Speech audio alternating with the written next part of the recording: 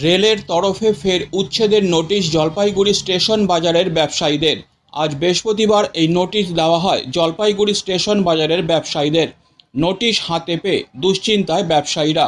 Jalpaiguri rail station অমৃত ভারতের আওতায় আসার পর থেকেই এখানকার স্টেশন বাজারের ব্যবসায়ীরা উচ্ছেদের আশঙ্কায় রয়েছেন। এই বাজারে প্রায় 600 জন ব্যবসায়ী দীর্ঘদিন ধরে ব্যবসা করে আসছেন।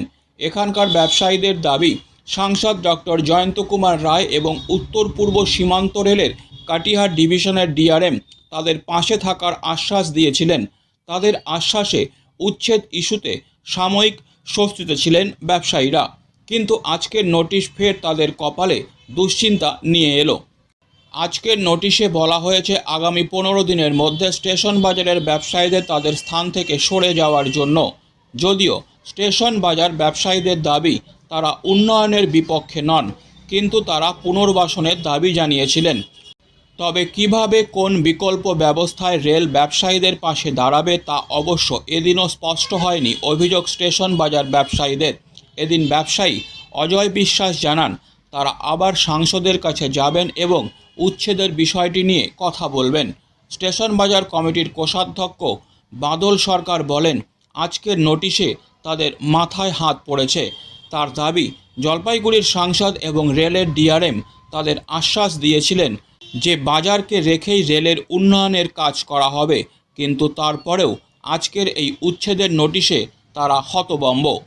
নোটিশ দিতে আসা এক রেল কর্মী জানান, 15 দিনের মধ্যে স্টেশন বাজারের 68 জন ব্যবসায়ীকে তাদের স্থান থেকে সরে যেতে বলা হয়েছে।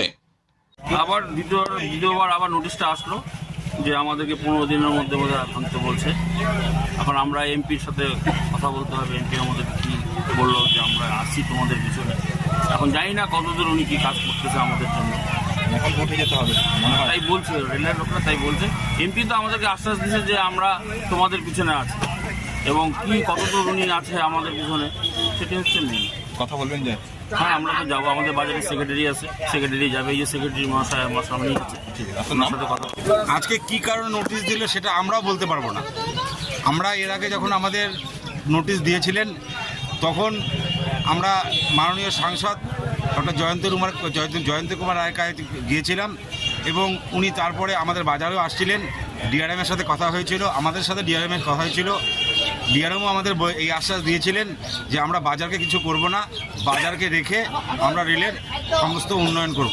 এবং আমাদেরও একটা দাবি ছিল যে জলপাইগুড়ির উন্নয়ন, আমাদের উন্নয়নের সাথে আমরা স্টেশন বাজার ব্যবসায়ী সমিতি আছি, এবং আমরা উন্নয়ন করার পর যে জায়গাটা যে জমিটা থাকবে সেই জমিটা আমাদের বাজারের জন্য দিতে, এবং আমাদের আশ্বাস দিয়েছিলেন মাননীয় সাংসদ এবং মাননীয়।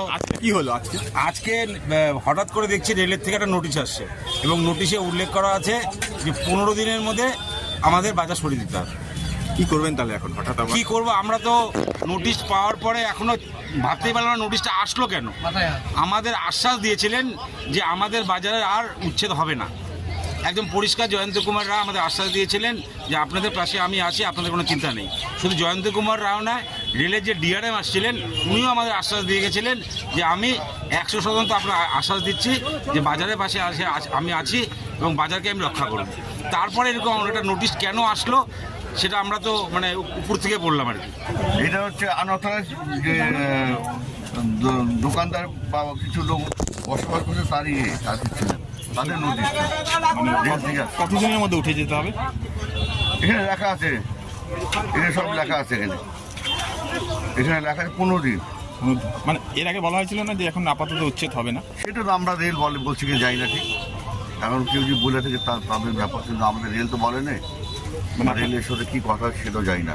মানে আপনারা রেলের তরফে আসছেন? রেলের তরফ কতগুলো এরকম দোকানকে উচ্ছেদের নির্দেশ পেয়েছে? না, এখানে আছে 68টা ফর্ম। 68টা 15 দিনের মধ্যে উঠে যেতে হবে। এখন টাইম দিয়েছে 15 দিনের মধ্যে।